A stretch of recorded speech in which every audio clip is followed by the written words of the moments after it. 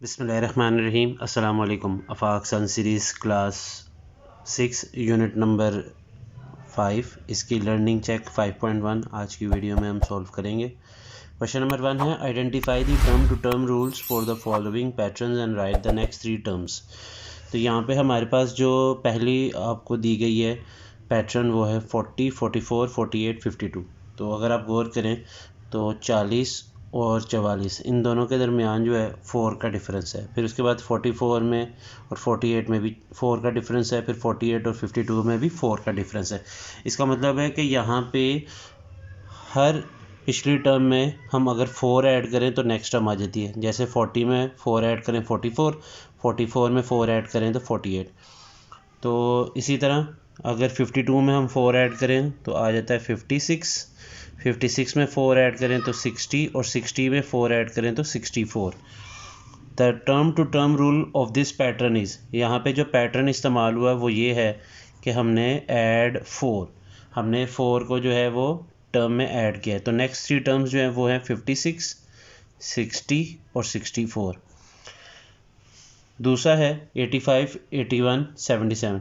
तो 85 में से अगर हम 4 को माइनस कर दें तो 81 आता है। 81 में से 4 माइनस करें तो 77, 77 में से 4 माइनस करें 73, 73 में से 4 माइनस करें तो 69 और 69 में से 4 माइनस करें तो 65। इसका मतलब यहाँ पे जो इस्तेमाल हुआ है रूल वो ये है कि सब्ट्रैक्ट 4। और जो नेक्स्ट 3 टर्म्स है वो है 73, 69 और 65।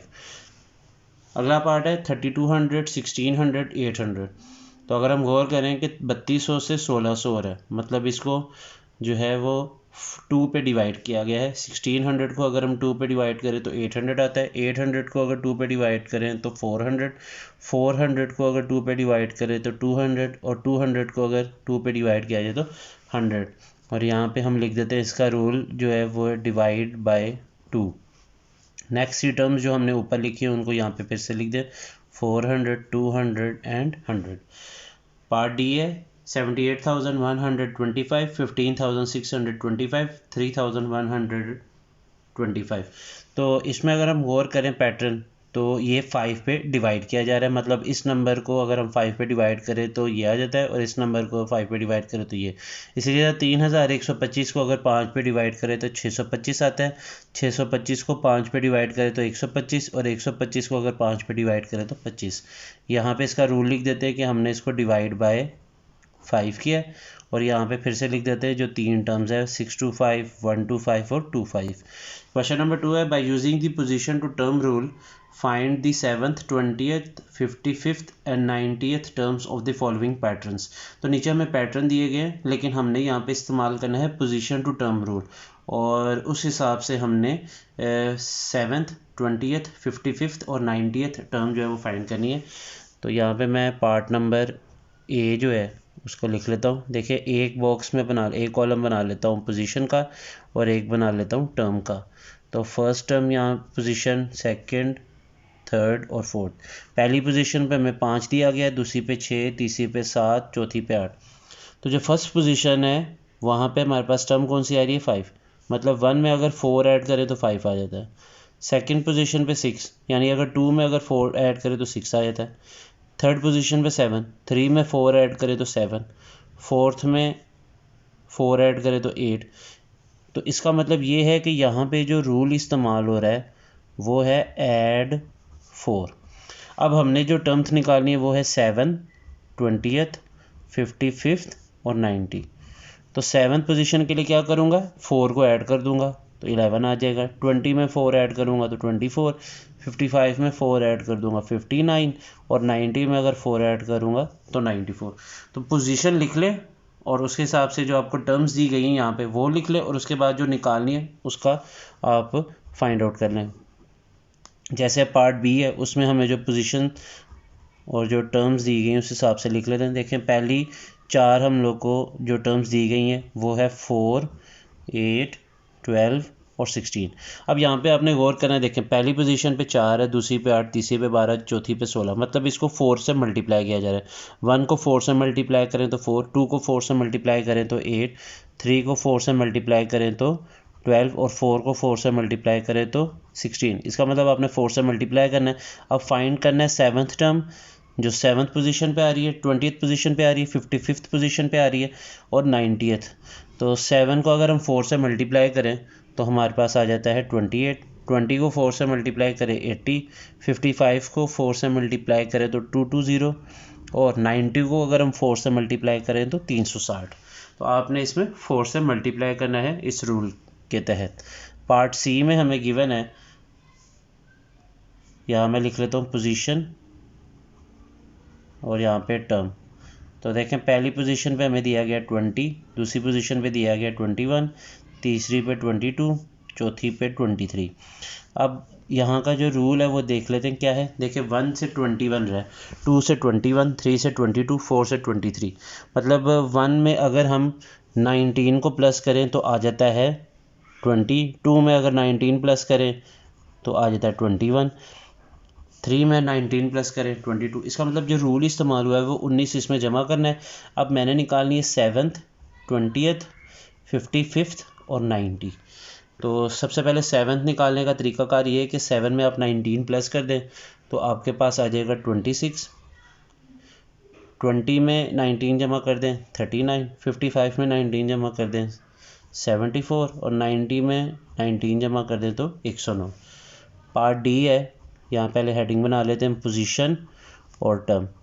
तो हमें पार्ट डी में पहली 4 जो टर्म्स दी गई हैं वो है 5, 10, 15 और 20।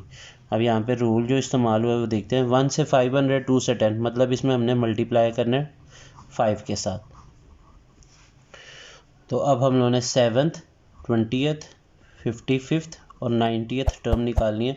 तो देखिए 7 को हमने 5 से मल्टीप्लाई करना है तो ये आ जाएगा 35, 20 को 5 से मल्टीप्लाई करना है तो ये आ जाएगा 100, 55 को 5 से मल्टीप्लाई कर दे 275 और 90 को 5 से करें तो 450, 450। पार्ट ई है, उसमें पहले यहाँ पे हेडिंग बना लेते हैं पोजीशन और टर्म की।